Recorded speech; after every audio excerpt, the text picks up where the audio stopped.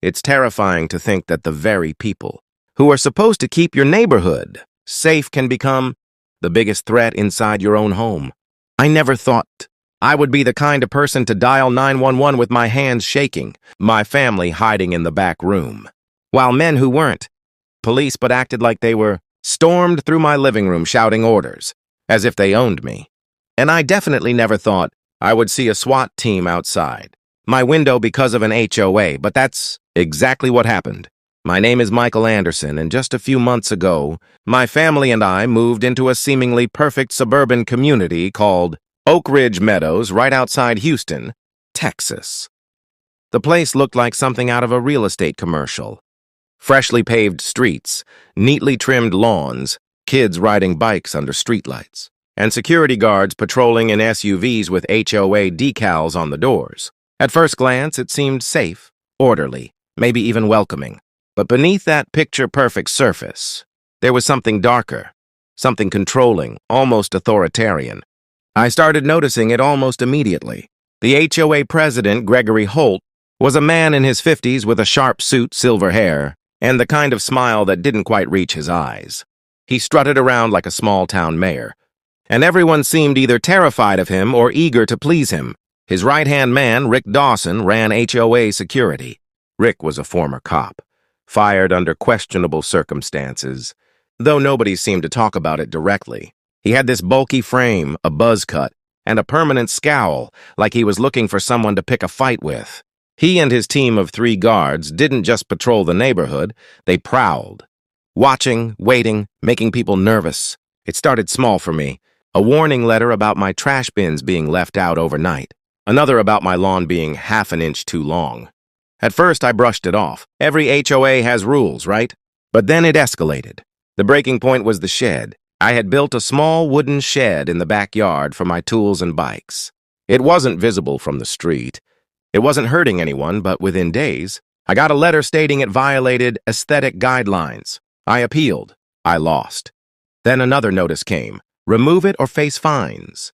When I refused, Gregory himself showed up at my door, Rick standing just behind him with arms crossed like some kind of bodyguard. Gregory's voice was syrupy, but the threat was clear. Either the shed goes, or there will be consequences.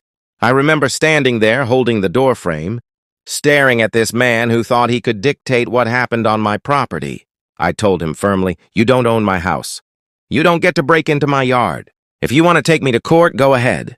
But don't you dare step onto my property again without permission." He smiled thinly and said, "We'll see about that." I thought that was the end of it. I thought maybe he'd fine me or send more letters. But what happened next? I never imagined. It was a Thursday night around 8 p.m. I was home with my wife, Laura, and our 8-year-old son, Tyler. We had just finished dinner, and Laura was helping Tyler with a school project at the kitchen table. I was in the living room, half watching the news, half scrolling through emails on my laptop. That's when I heard it. The sound of footsteps on gravel. Too heavy, too deliberate.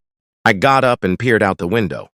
Under the streetlight, I saw the HOA security SUV parked right in front of my driveway, headlights on. 4 men in dark uniforms were walking toward my house. My stomach dropped. They didn't knock. They didn't ring the bell. They walked straight into my yard through the side gate. I rushed to the back door and saw them in my backyard, shining flashlights pointing at my shed, murmuring to each other. My pulse spiked. I yanked the door open and shouted, "Get off my property! You have no right to be here!" Rick turned, his flashlight glaring in my face. "We're conducting an inspection. This shed is unauthorized. We've given you notice. This is HOA property matter."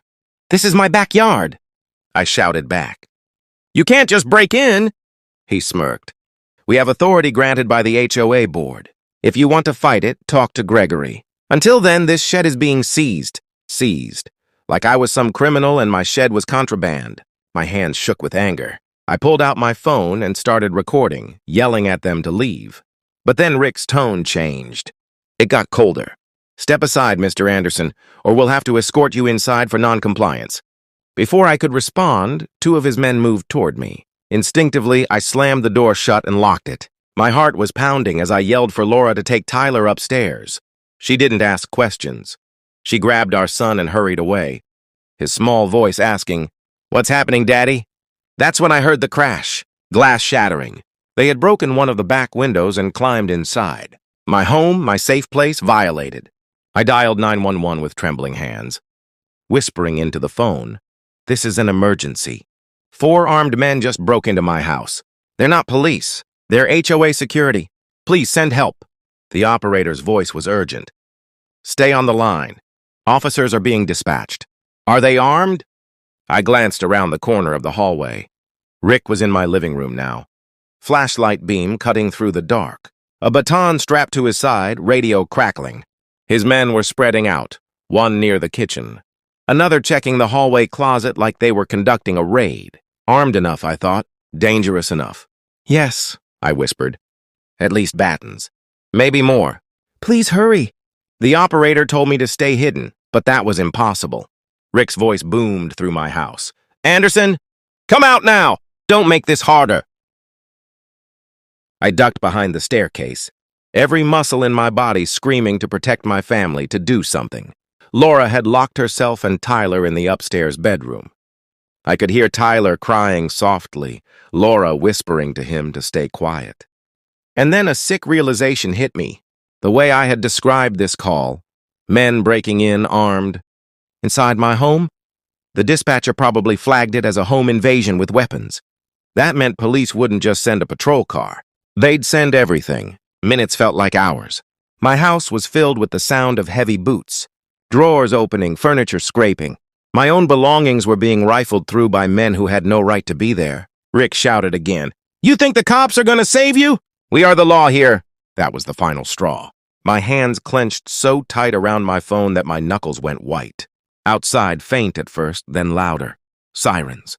Not one, but many. Flashing blue and red lights cutting through the blinds. And over the sirens, the unmistakable deep hum of a tactical vehicle engine. SWAT.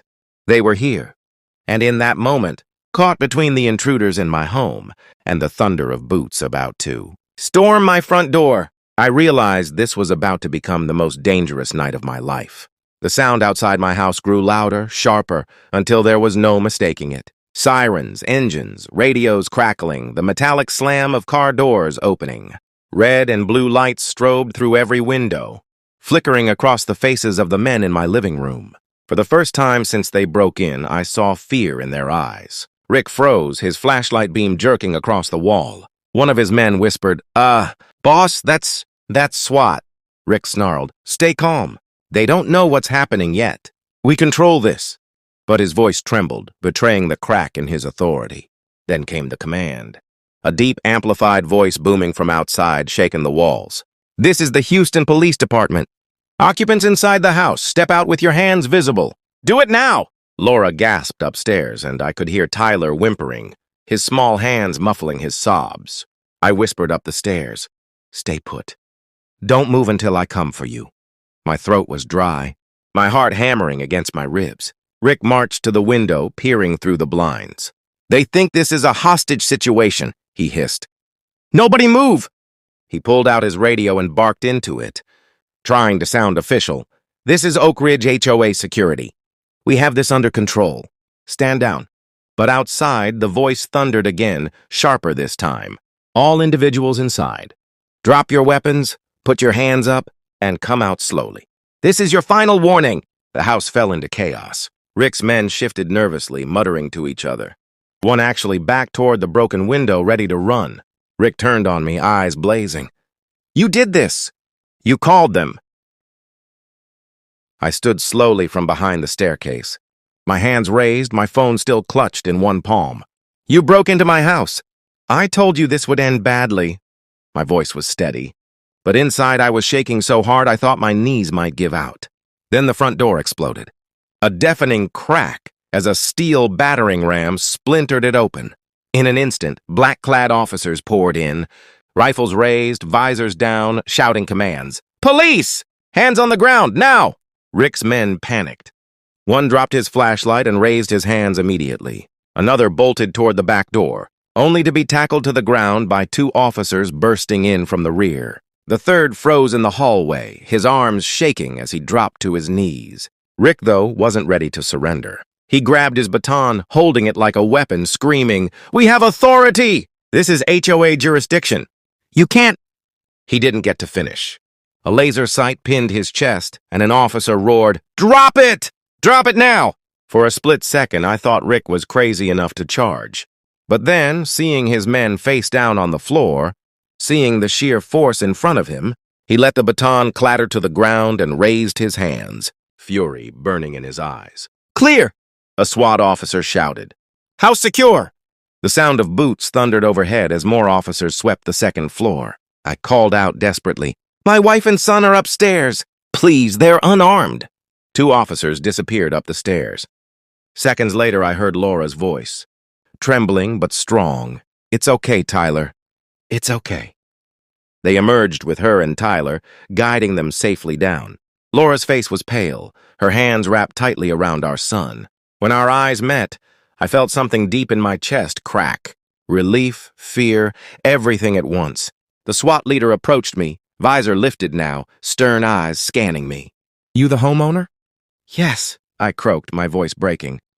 "They broke in. They're HOA security. They said they had authority. I didn't know what else to do." He gave me a short nod. "You did the right thing calling us. These guys are way out of line."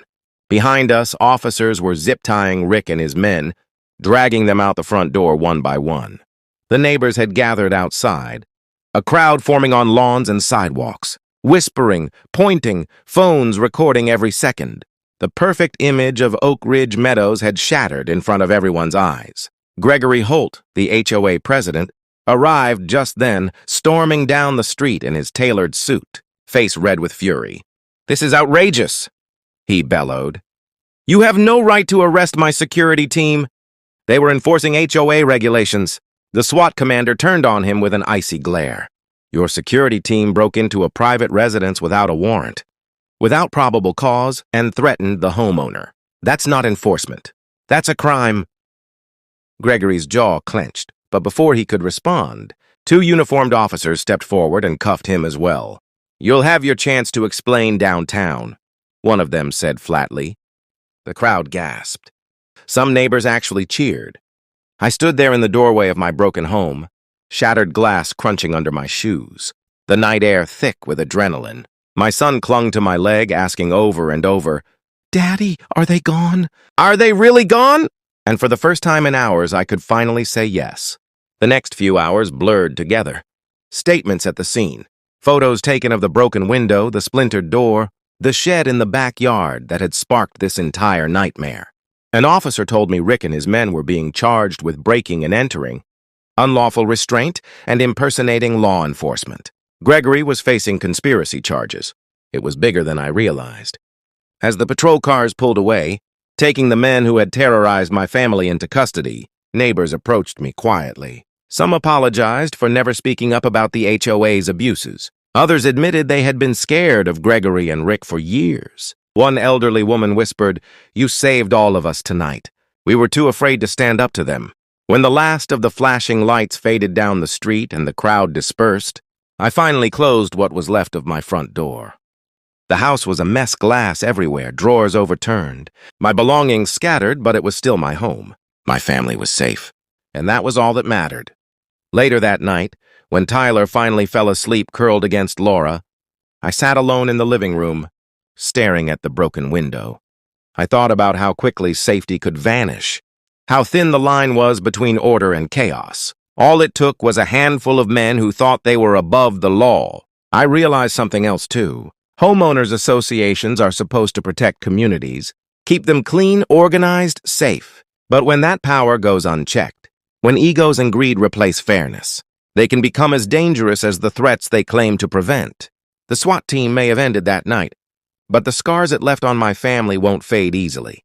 Tyler still wakes up some nights asking if the bad men will come back. Laura jumps every time she hears heavy boots outside. And me? I check the locks 3 times before bed, because I know firsthand, now that sometimes the people you should fear most aren't strangers lurking. In the dark, they're the ones wearing uniforms in broad daylight, claiming they have authority. So if you live in a community with an HOA, remember this story. Remember what can happen when you don't question their power. And if you've ever had a similar experience, I want to hear it. Leave a comment, share your story, let's shine a light on this. Because no family should ever have to face what mine did. A war zone in our own living room, saved only because the real law showed up in time.